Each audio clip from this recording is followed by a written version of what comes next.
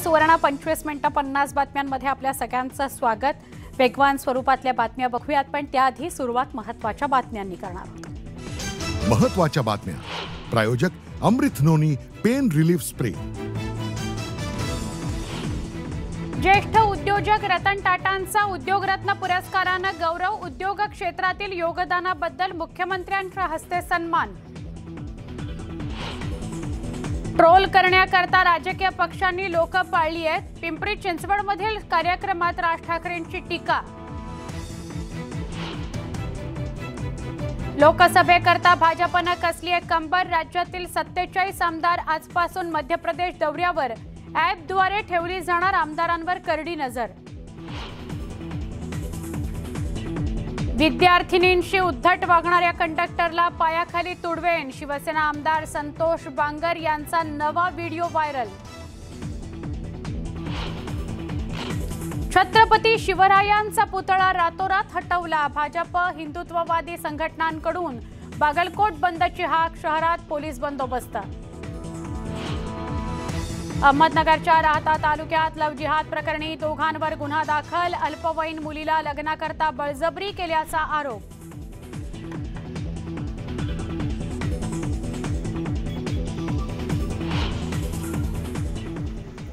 वेगवान स्वरूपातल्या बातम्यांना सुरुवात करतोय। महाराष्ट्र भूषण पुरस्काराच्या धर्तीवर राज्य सरकारच्या वतीने सुरू केलेला पहिला महाराष्ट्र उद्योगरत्न पुरस्कार रतन टाटा यांना प्रदान करण्यात आला। रतन टाटा यांच्या निवासस्थानी मुख्यमंत्री एकनाथ शिंदे, उपमुख्यमंत्री देवेंद्र फडणवीस, उपमुख्यमंत्री अजित पवार, उद्योग मंत्री उदय सामंत यांनी रतन टाटा यांचा सन्मान केला। महाराष्ट्रात अजून पत्रकारिता जिवंत असून पत्रकारांवरील हल्ले थांबले पाहिजेत असं वक्तव्य राज ठाकरेंनी केलं। पिंपरी चिंचवडमध्ये झालेल्या पत्रकार पुरस्कार सोहळ्यात ते बोलत होते। यावेळी त्यांनी सत्ताधाऱ्यांवरही निशाणा साधला।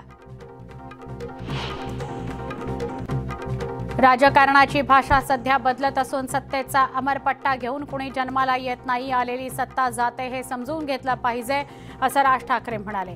तर भ्रष्टाचाराचे आरोप असलेली व्यक्ती सत्तेत सहभागी होते याचा राग आला पाहिजे असंही ते म्हणाले।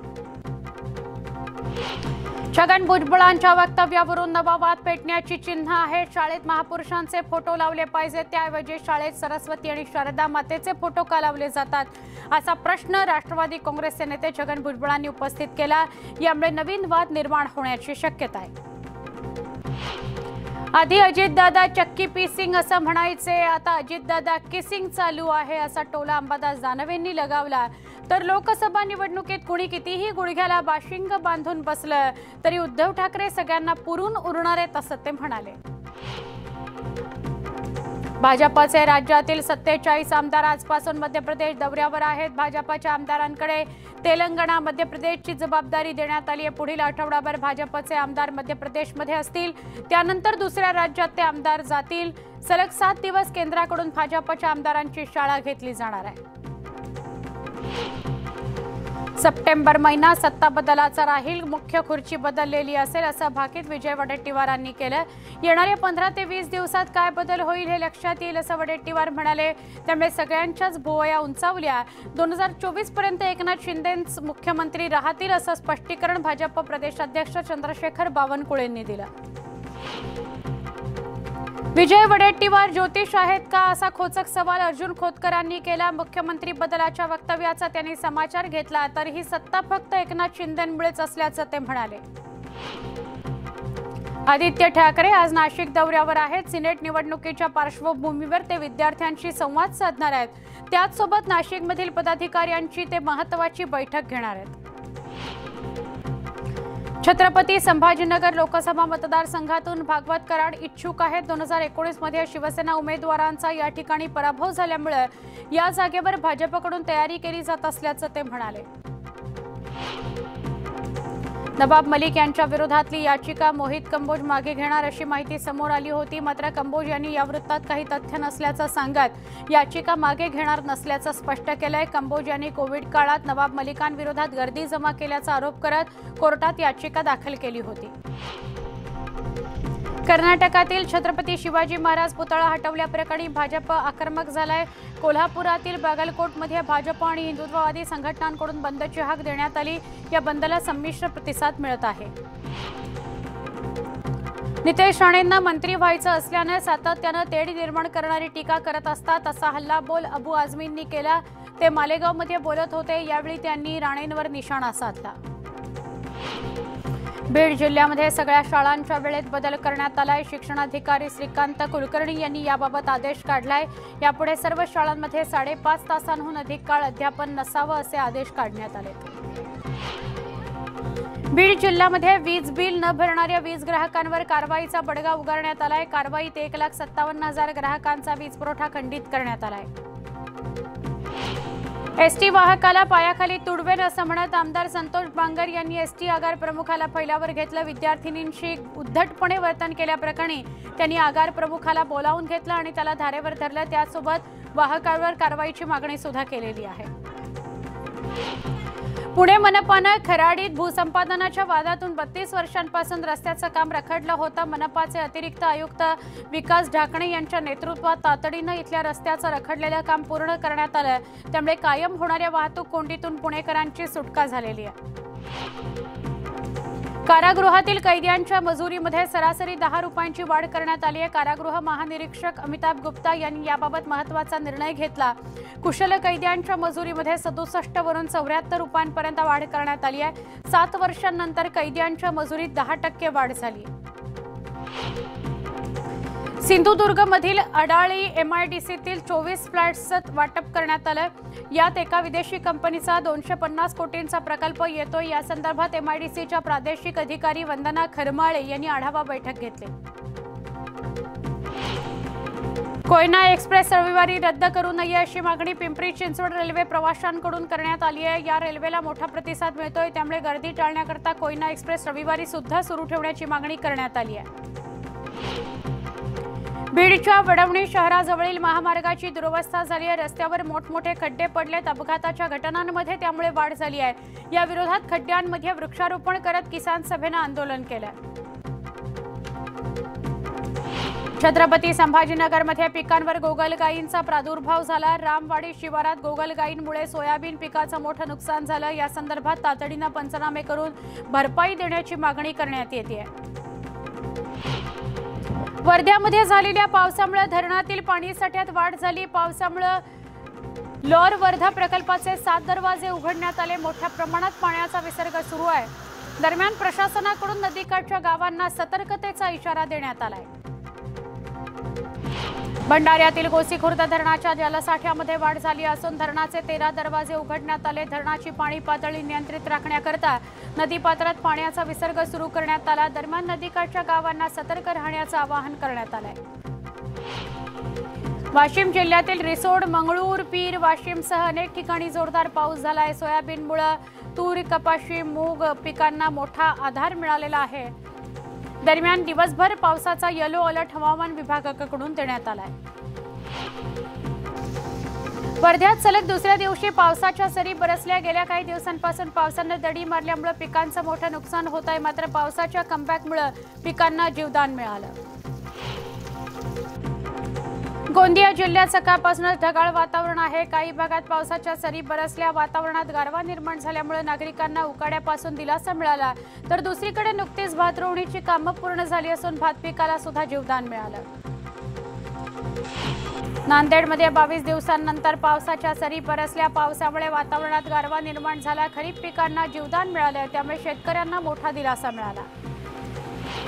बुलढाण्यातील ज्ञानगंगा अभयारण्याच्या घाट परिसरामध्ये सकाळच्या सुमारास पांढऱ्या शुभ्र धुक्याचं साम्राज्य पसरलं। तर धुक्यातून वाट काढताना वाहन चालकांना कसरत करावी लागते। घाटात वाहतुकीचा वेग मंदावला।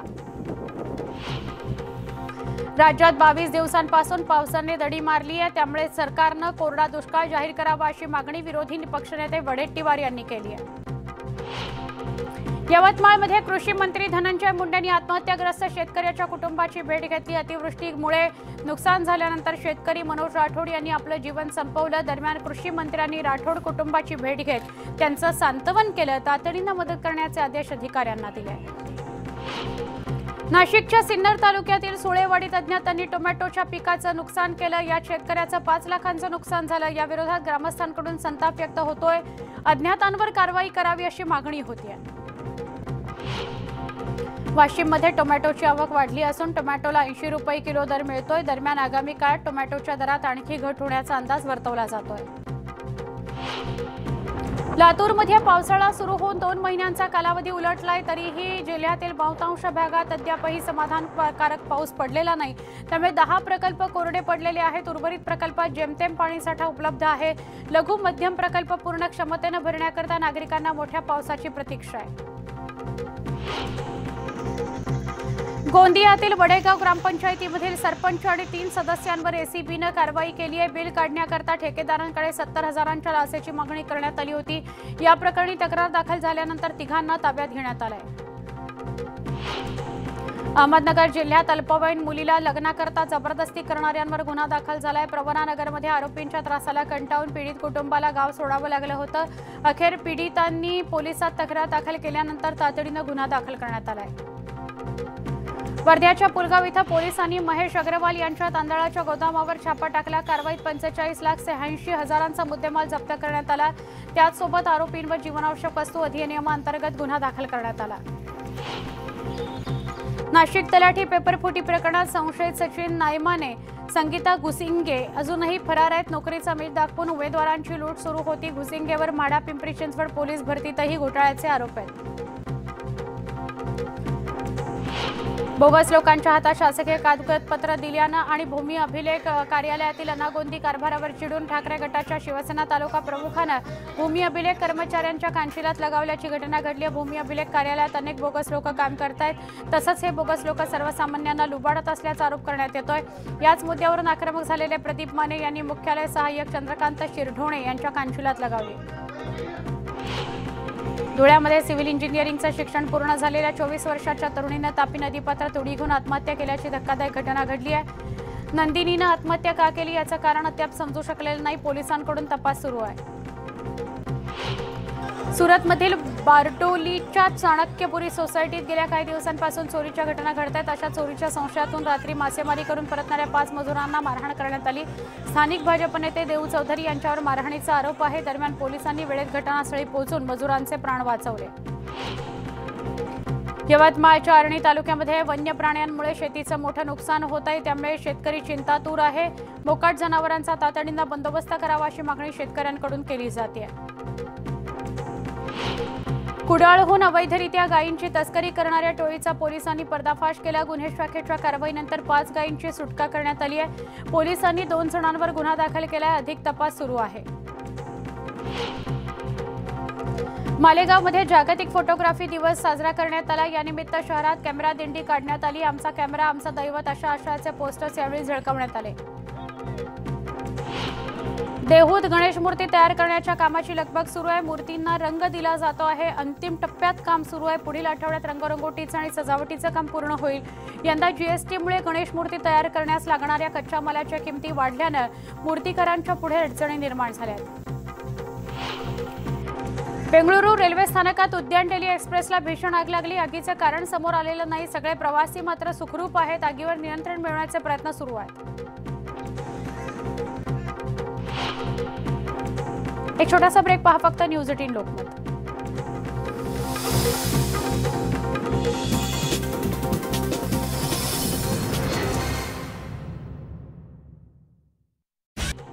अहमदनगर जिल्ह्यामध्ये अल्पवयीन मुलीला लग्नासाठी जबरदस्ती करणाऱ्यांवरती गुन्हा दाखल झालाय। प्रवरानगरमध्ये आरोपींच्या त्रासाला कंटाळून पीडित कुटुंबाला गाव सोडावं लागलं होतं। अखेर पीडितांनी पोलिसात तक्रार दाखल केल्यानंतर तातडीनं गुन्हा दाखल झालाय।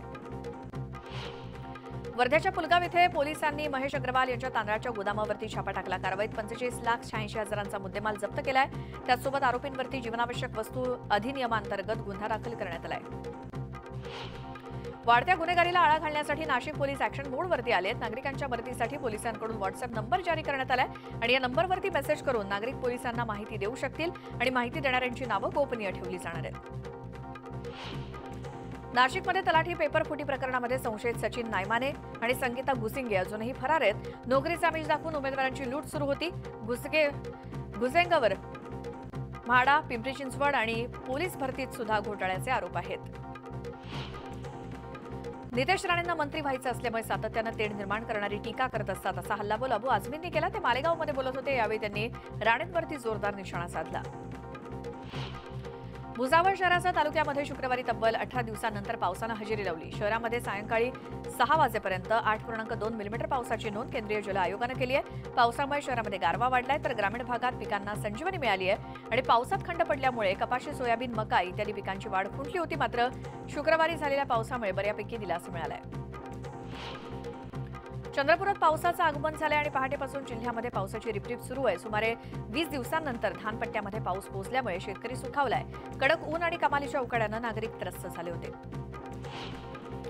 परभणीमध्ये मागील अनेक दिवसांपासून गायब झालेल्या पावसानं पहाटेपासून पुनरागमन केलंय. जिल्ह्यातील काही भागामध्ये रिमझिम पावसाला सुरुवात झाली आहे आणि मागील 20 ते 22 दिवसांपासून पाऊस पूर्णपणे गायब झाला होता. त्यातच पावसाचं आगमन झाल्यामुळे समाधानकारक वातावरण आहे. भात शेती ही मुबलक पाण्यावरती अवलंबून असणारी शेती आहे. मात्र सध्या रत्नागिरीमध्ये पावसानं दडी मारल्यामुळे भात शेतीचं नुकसान होण्याची परिस्थिती निर्माण झाली आहे. पारंपरिक आणि आधुनिक पद्धतीनं ही भात शेती केली आणि पावसाळ्यामध्ये लावणी योग्य झालेली पिकं किंवा ही रोपं पीक धारणेसाठी पावसावरती अवलंबून असतात. मात्र ऑगस्ट महिन्याच्या सुरुवातीच्या कालावधीत पावसानं पूर्णपणे कोकणाकडे पाठ वळवल्याचं दिसतंय आणि प्रखर उन्हामुळे पीक धारणेसाठी तयार असलेली रोपं करपण्याची शक्यता आहे. लातूरमध्ये पावसाळा सुरू होऊन 2 महिन्यांचा कालावधी उलटला असला तरी जिल्ह्यातील बहुतांश भागात अद्यापही समाधानकारक पाऊस झालेला नाही. त्यामुळे 10 प्रकल्प कोरडे पडले असून उर्वरित प्रकल्पात जेमतेम पाणीसाठा उपलब्ध आहे. लघु मध्यम प्रकल्प पूर्ण क्षमतेनं भरण्यासाठी नागरिकांना मोठ्या पावसाची प्रतीक्षा करावी लागते. जळगाव शहरामध्ये 10 दिवसांआड पाणी पुरवठा करण्यात येणार आहे. सोमवारपासून निर्णयाची अंमलबजावणी केली जाईल अशी माहिती मुख्याधिकारी महेश वाघमोडे यांनी दिली. त्यामुळे नागरिकांना पाणी जपून वापरण्याचं आवाहन करण्यात आलंय. अमरावतीमध्ये बाजार समितीत तुरीचे दर 11,400 रुपयांवरती आलेत. मात्र आता शेतकऱ्यांजवळची तूर संपताच तुरीचा दर वाढलाय. बाजारपेठेत तुरीची आवक कमी झाल्यानं आणि मागणी वाढल्यामुळे तुरीच्या भावात विक्रमी वाढ झाली आहे. मागील 10 दिवसात प्रति क्विंटल 1,500 ते 2,000 रुपयांची वाढ झाली आहे.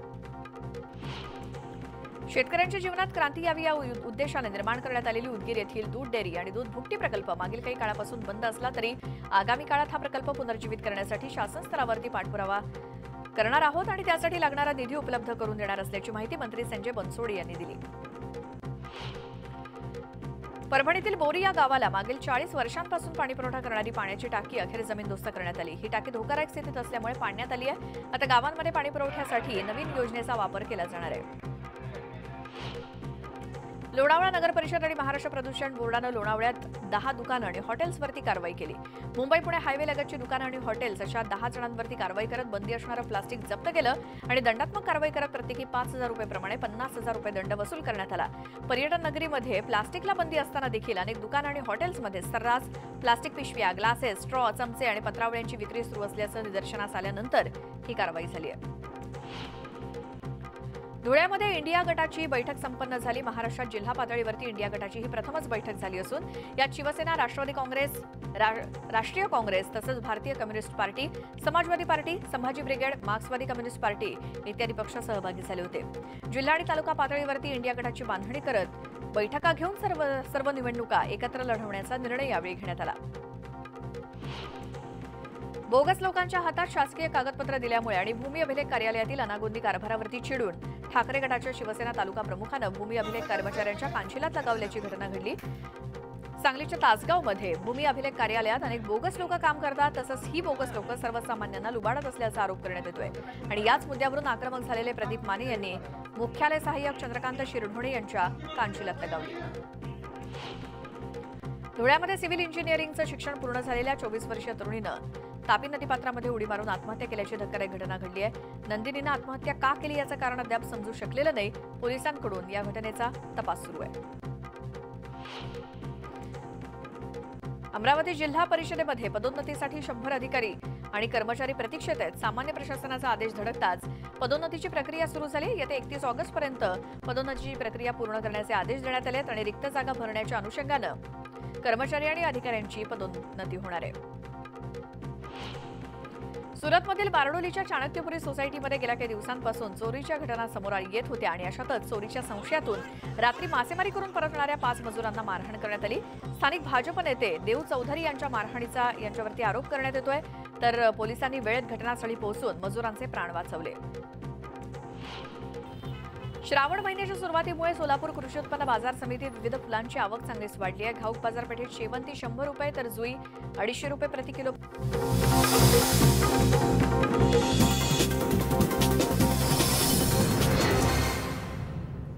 बुलेटिनमध्ये पुन्हा एकदा स्वागत. आता उर्वरित वेगवान स्वरूपातल्या बातम्या.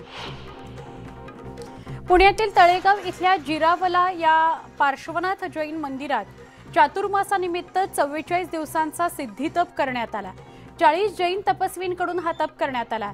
या निमित्त सगळ्या तपस्वी आणि धर्मगुरूंचं तळेगाव नगरीमध्ये जोरदार स्वागत करण्यात आलं.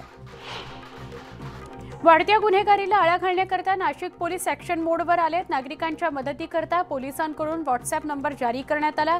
या नंबरवर मेसेज करून नागरिक पोलिसांना माहिती देऊ शकतील. माहिती देणाऱ्यांची नावं गोपनीय ठेवली जाणार आहेत. या बुलेटिनमध्ये इथेच थांबतोय. ताज्या बातम्यांकरता पहा फक्त न्यूज 18 लोकमत.